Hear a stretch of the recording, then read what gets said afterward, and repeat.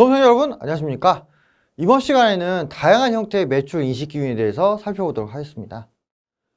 별 내용은 아니고요. 회사가 매출 올리는 방식이 크게 두 가지가 있는데 그 두 가지를 어떻게 매출로 잡을 것인가 이걸 좀 보자는 거예요. 그래서 일단 회사가 상대방한테 그 물건을 팔거나 서비스를 제공해서 돈을 번단 말이죠. 그럼 그때 이제 어떤 기준으로 매출을 잡냐 이걸 보자는 건데 처음에 재화의 판매, 용역의 제공 이런 표현이 있습니다. 그래서 일반적으로는 회사가 물건을 사서 팔거나 만들어 팔거나 그렇단 말이에요. 그럼 이제 재화의 판매라고 보통 이야기를 하는데 서비스를 제공하는 거예요. 서비스. 그러면은 용역의 제공이라는 것을 새롭게 좀 등장을 시킬 필요가 있다는 거죠. 그래서 일반적으로는 재화의 판매가 많은데 이제 회사의 어떤 업종에 따라서는 서비스를 제공하는 경우도 있다 이런 거죠.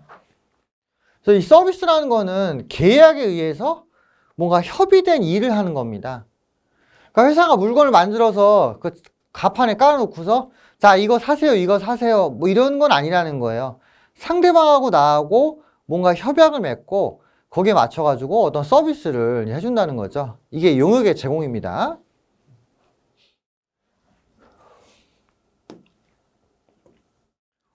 그래서 재화의 판매 이거부터 보겠는데요. 자, 재화의 판매로 인해서 매출을 잡으려면은 아래의 조건이 모두 충족이 돼야 됩니다. 그래서 첫 번째, 재화의 소유에 따른 위험과 보상이 구매자한테 이전이 돼야 된다 이렇게 나와 있는데요. 여기서 얘기하는 위험이라는 거는 받을 돈의 가치 변동이에요. 그러니까 예를 들어서 회사가 재고를 보유하고 있으면은 상황에 따라서 이걸 100원에 팔 수도 있고 80원에 팔 수도 있고 50원에 팔 수도 있고 뭔가 금액이 오락가락 할 거 아니에요. 그죠? 그 오락가락하는 금액에 대해서 위험이 있다고 표시하는데 물건을 팔면은 그 위험이 싹 사라진다는 겁니다. 예. 그리고 보상이라는 건 뭐예요? 받을 돈을 얘기하는 거죠. 즉 물건을 팔면 내가 감당해야 될 위험, 즉 그 재화의 가치 변동이 있죠. 그 가치 변동에 따른 그 가격이 변동하고요. 그 다음에 내가 받아야 될 돈 이런 것들이 모두 확정이 돼서 그냥 내 선에서 끝나고 나머지는 이제 구매자가 알아서 해야 된다. 이런 기준을 얘기를 합니다. 이게 이제 재화의 소유에 따른 유의적인 위험과 보상이 구매자한테 이전된다 이런 의미죠. 당연하죠. 회사가 물건 갖고 있으면은 이걸 얼마에 팔지 어떻게 알아요? 그죠? 위험이 있는 거죠. 하지만 고객한테 팔면은 깔끔하게 딱 정해진 금액의 물건 팔고 끝 아니야, 끝. 그럼 돈 다 받고 어떤 가치 변동의 위험도 싹 사라지는 거죠. 예. 그래서 1번 조건이 만족이 될 때 매출 잡는 거고요. 두 번째, 관리나 효과적인 통제를 할 수 없다. 상대방한테 물건 팔아버리면 판매자가 뭘 어떻게 할 수 없죠. 예. 뭐 당연한 얘기고요. 그 다음에 매출 금액이 얼마인지를 알 수 있고요. 경제적 효익의 유입 가능성, 즉 돈을 받을 확률이 높다는 거죠. 예. 그 마지막으로 원가가 얼마인지를 알 수 있다. 매출을 잡았다면 그 매출에 사용하는 원가도 알아야 되겠죠. 매출만 알고 원가를 모르면 정확한 마진을 모르잖아요. 그죠? 예. 그래서 재화의 판매로 인한 매출은 요 5가지 조건이 모두 충족돼야 매출이 잡힐 수 있다는 거죠. 용역 제공도 비슷하죠. 다만 용역 제공의 경우는 진행률이라고 해서 얼만큼 서비스를 해줬는지를 알아야 돼요. 예. 서비스라는 거는 어때요? 일정 기간 동안 지속적으로 수행되는 거잖아요. 예를 들어 우리 강의 같은 경우도 보면은 뭐 한 60시간 예를 들어 60시간이라고 치면은 60시간에 걸쳐서 강의가 쭉 진행되는 거죠. 예. 그러면은 몇 시간 동안 강의를 해줬냐 이거에 따라서 제가 받을 그 무슨 강의료 같은 게 책정이 될 수 있다는 거죠. 예. 그래서 일단 뭐 저희 구민사 강의는 무료로 제공되긴 하지만 일반적으로 이제 다른 학원에서 강의할 때는 이제 유료로 제공해요, 유료. 그러면 이제 강사한테 강사를 줄 때 그 강의가 진행된 만큼 줄 거란 말이에요. 예. 뭐 일반적으로 보니까 강의가 진행된 만큼 몇 차례 나눠서 주는 것 같더라고요. 예. 그래서 서비스 같은 경우는 뭔가 진행된 만큼 매출이 잡히고 그와 대응돼서 원가가 잡힌다는 거를 좀 기여해 주시기 바랍니다. 그래서 보시면 나오죠. 용역의 제공으로 인한 수익은 용역 제공 거래 성과를 신뢰성 있게 추정할 수 있을 때 진행 기준에 의해서 잡니다. 진행 기준. 진행 기준이란 건 뭐예요? 서비스를 해준 만큼 수익을 잡겠다는 얘기입니다. 그래서 그 다음에 보시면 용역 제공으로 인한 수익 인식 조건 나와 있죠. 3번이 중요해요. 3번. 1번하고 2번은요. 재화의 판매에 관련된 조건하고 비슷해요. 3번이 중요해요. 3번. 진행률을 신뢰성 있게 측정할 수 있다. 그리고 4번의 경우에는 기존의 원가하고 추가 원가 있죠. 이거를 알아야 된다. 이 소리입니다. 진행률을 계산할 때는 원가가 얼마인지를 알아야 되거든요. 근데 통상적으로 이렇게 계산해요. 지금까지 쓴 원가를 전체 원가로 나눠가지고 진행률을 구하거든요. 그러려면은 과거에 쓴 원가하고요. 앞으로 쓸 원가를 다 알아야 돼. 과거의 원가하고 앞으로의 원가를 더해가지고 전체 원가 나오잖아요. 그죠? 그래야 진행률을 계산하니까 4번은 3번하고 연결되어 있다. 이렇게 이해를 하시면 될 것 같습니다. 자, 그 다음 보실게요. 자, 장기할부 판매인데요. 장기할부 판매의 경우는 뭐 현재 가치로 측정을 한다. 뭐 이게 나와 있는데 그냥 암기하세요. 암기. 현재 가치 측정.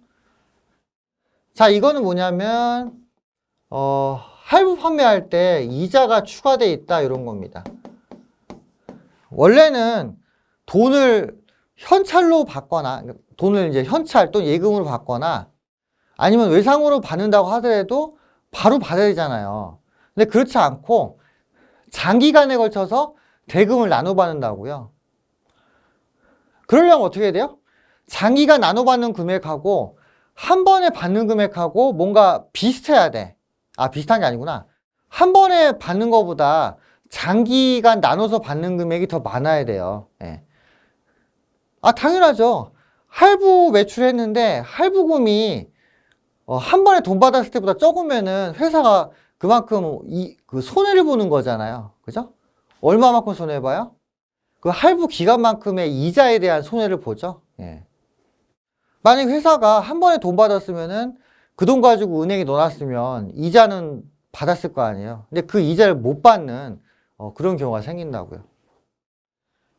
따라서 현재 가치라는 걸 계산해가지고 요 이자가 얼마인지를 좀 발라냅니다. 그러고 나서 실제 매출액하고 할부 이자 수익을 구분해서 처리한다는 거예요.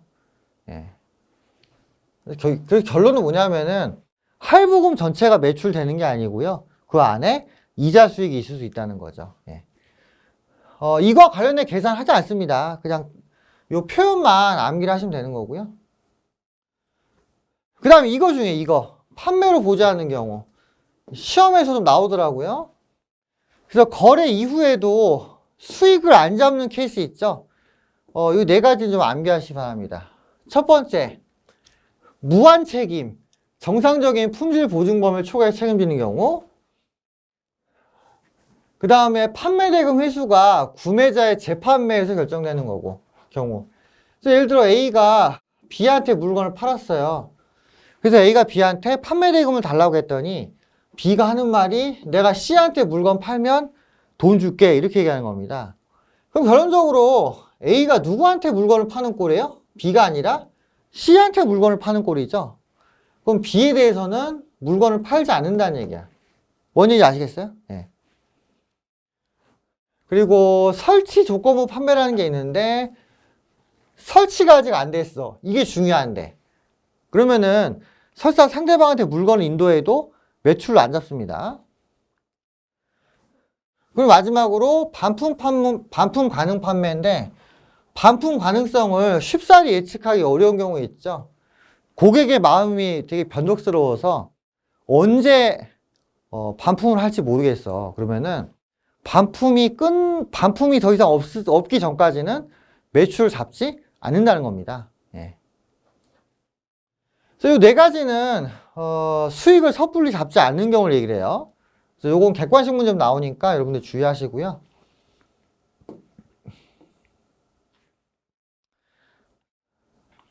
그 다음에 이자 배당 로열티 수익인데 이거 같은 경우는 통상적으로 발생주의다. 발생주의. 즉 뭔가 받을 권리가 생기면 지금 당장 돈을 받지 않더라도 이자 수익이나 로열티 수익을 이제 잡는 거예요. 그리고 배당금 수익 있죠? 요거는 이제 자본 쪽에서 나오는데 배당금을 받을 권리와 금액이 확정되는 시점에 배당금 수익을 잡아요. 자, 이때가 언제냐면은 주주총회에서 배당금을 얼마 주겠다고 결정이 딱 나면은 내가 상대방 회사의 어떤 결정에 따라서 내 수익을 잡는 거죠. 그러니까 상대방 회사가 배당을 주겠다고 선언했어요. 그럼 내가 당장 배당받지 않더라도 내가 지금 배당금 수익을 이제 잡아야 된다는 거죠.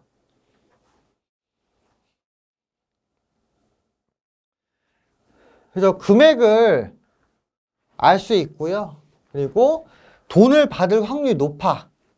경제적 효익의 유입 가능성이 높다는 거는 돈을 받을 확률이 매우 높다는 뜻입니다. 자, 이럴 경우에 이자 배당 로열티 수익을 받는 거죠. 로열티 수익은 계약에 따라서 뭐 상대방 매출의 몇 프로를 로열티를 받는다 뭐 이런 의미죠. 네.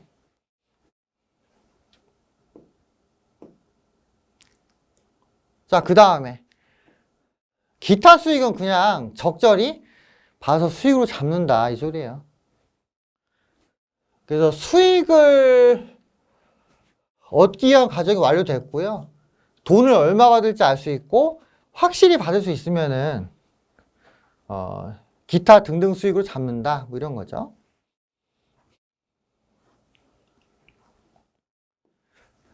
자, 그 다음에 다양한 형태의 매출 사례가 있는데요. 자, 처음에 대리 판매 있습니다. 대리 판매.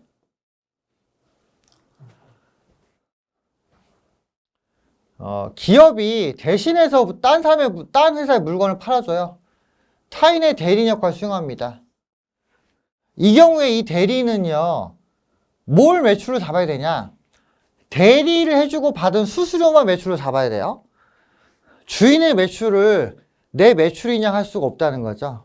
대표적으로 임대업을 영위한 회사는 임대료 수익만 내 거가 되는 거지, 그 임대해준 매장에서 발생하는 매출은 누구 매출이에요? 그 임차인 매출이에요 이거죠. 나는 임대료 수익만 수익으로 잡아야 된다는 거예요. 네. 다른 사람 거를 내 것이냐 하면 안 된다는 거죠. 네. 그 종합상사, 얘네는 수출 업무를 대행해 주죠. 그럼 수출 업무를 대행해 달라고 맡긴 주인의 매출을 종합상사의 매출처럼 하면 안 된다고요. 그럼 종합상사의 매출은 뭐가 되겠어요? 판매 수수료 또는 기타 수수료만 그 매출되는 거죠. 그리고 전자쇼핑몰 운영회사, 이 회사 매출은 뭐예요? 수수료. 제품 공급자가 팔아달라고 하는 경우에는 그때 판매액은 공급자의 매출이고요. 온라인 쇼핑몰의 매출은 뭐예요? 대신 팔아주고 받은 수수료입니다. 그래서 주인의 매출을 대리인의 매출이냐 하면은 안 된다는 거죠. 예. 자, 이런 부분이 있고요. 자, 그 다음에 상품권. 상품권의 경우는 상품권 발행 시가 매출이 아니고요. 상품권을 회수한 시점이 있죠. 요때가 매출입니다. 그러면 상품권 발행했을 때는 어떻게 처리하냐? 선수금이에요, 선수금. 그래서 차변의 선수금, 차변의 선수금이 아니죠. 대변의 선수금이지. 자, 대변의 선수금 하고요. 그래서 차변의 현금, 대변의 선수금 하고요. 나중에 상품권을 회수하면은 차변의 선수금, 대변의 매출 이렇게 하시면 돼요. 네. 그래서 상품권을 회수했을 때 매출 잡는 거지 상품권을 발행했을 때 매출 잡는 거 아닙니다. 아시겠죠? 네. 그 다음에 정기구독물. 정기구독물은요, 돈을 받았다고 해서 다 매출 잡는 게 아니고 구독기간에 걸쳐 정액법으로 수익 인식합니다. 자, 예를 들자면 이거죠. 자, 1년치 구독비를 미리 받았어요. 보통 돈을 선납하면 약간 할인해 주죠. 그러고 나서 3개월치 책만 보내줬어요. 그럼 이때 매출은 얼마냐? 1년치를 다 잡는 게 아니고 12분의 3, 즉 3개월치만 교재 매출을 잡는 거죠. 예. 정기 간행물 매출을 3개월치만 잡아야 되지 1년치 돈 받았다고 해서 한 번에 잡는 게 아니라는 겁니다. 예. 그리고 품목의 가액이 기간별로 다르면은 다 각각 해당 기간으로 해당 기간에 맞춰가지고 수익을 잡는다는 거죠. 예. 그래서 돈 받을 때 무조건 매출 잡는 거 아니란 얘기예요. 그 다음에 입장료 수익도 마찬가지. 돈을 미리 받았다고 해서 무조건 매출이 아니고요.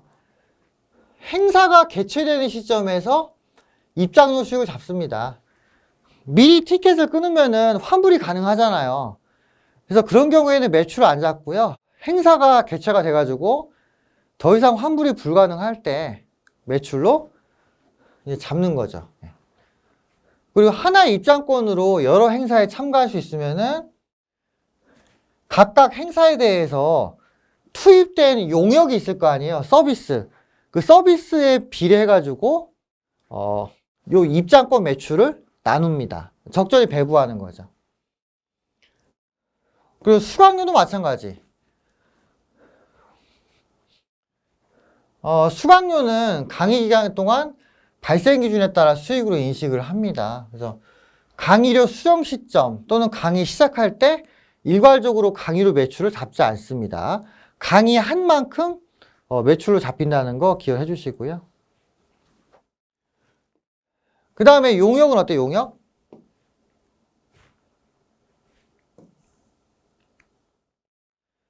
용역의 경우는 앞에서도 얘기 드렸지만은 해준 만큼 매출을 잡는 거죠. 해준 만큼. 그래서 용역 제공할 때는요, 서비스 생산함과 동시에 고객이 다 소비를 한다고 봐요. 그러니까 이제 해준 만큼 서비스 매출을 바로 잡는 게 맞겠죠. 재화의 판매의 경우에는 일정 시점에 탁 원포인트로 끝나니까 그때 매출 잡으면 되는데 서비스는 보통 일정 기간 동안 지적이 돼요. 그러면은 일정 기간 동안 어디까지 해줬는가 그걸 보고 용역 매출하고 용역 원가를 이제 계산을 하면 되는 거죠. 그래서 진행 기준에 따라서 잡는다. 기억을 해주시고요. 그 다음에 용역 제공으로 인한 수익은 용역 제공 거래 성과를 신뢰성 있게 추정할 수 있을 때 진행 기준을 잡습니다. 그리고 이때 쓰이는 개념은 진행률이야, 진행률. 자, 진행률은 여러 가지 방법을 통해서 구할 수 있는데요. 일반적으로 쓰이는 게 전체 원가 대비 지금까지 쓴 원가예요. 네. 그러니까 예를 들어서 전체 원가가 100원이 될 것 같은데 그동안 30원을 썼어. 그럼 30% 서비스를 해준 겁니다. 그럼 30%에 맞게 매출하고 매출 원가를 잡으라 이 소리야. 네. 그리고 돈 받은 거 있죠? 돈 받은 거는 의미가 없으니까 이거를 고려하지 말고 진행률을 계산하는 거죠. 그 다음 페이지에 용역 제공 계산 사례가 있어요. 근데 이거는 푸는 건 아니고 그냥 이런 류의 사례를 통해서 진행률을 어떻게 구하는가 보자는 거죠. 안 풀어도 돼요. 안 풀어도 돼. 그냥 간략히 보자면 이거죠. 자, X2년도에 두 해년도간 쓴 원가가 3억이에요. 3억. X1년, X2년 쓴 게 3억이라고요. 근데 전체 원가가 4억이란 말이에요. 그럼 전체 원가 4억 중에 3억을 썼으니까 75% 서비스 해준 거죠. 그죠? 그러면은 요 75%를 가지고 단기 매출액을 구하고 그와 더불어서 단기 원가는 나와 있으니까 단기 매출에서 단기 원가를 빼면은 뭐 단기 이익이 나오더라. 뭐 그런 겁니다. 핵심 포인트는 몇 프로 해줬네, 몇 프로 해줬느냐. 몇 프로 해줬느냐. 2년간 3억을 썼고 전체 원가가 4억이니까 2년간 해준 거는 75%라 이거죠. 요 기반으로 해서 용역 수익하고 용역 원가를 계산하면 된다? 이 소리예요. 예. 요 진행률이 어떻게 구해졌는지만 한번 보시면 될 것 같습니다. 나머지는 안 봐도 돼요. 전산회계 1급 내용은 아니야. 이거 좀 어려운 내용이기 때문에 일단 그냥 제가 간략하게 이런 게 있다라는 것 정도만 말씀드리는 거고요. 요거는 사실 패스하셔도 돼요. 패스해도 됩니다. 아셨죠? 예. 자, 여기까지 하고요. 그 뒤에 객관식 문제는 그냥 단순히 암기해서 푸는 거니까 여러분들 한번 해보시기 바랍니다. 자, 이렇게 해서 4-2장도 다 마무리가 되네요. 그죠? 그래서 여러분들이 한번 추가적으로 내용 보시고요. 관련 이론을 숙지하시면 될 것 같습니다. 다음 시간에는 5장을 할게요. 5장. 5장은 이제 판매 관리 활동이죠. 그래서 뭐 기타 여러 가지 계정을 여러분들이 좀 보셔야 될 것 같습니다. 예, 여기까지 하고 마치겠습니다. 수고하셨습니다.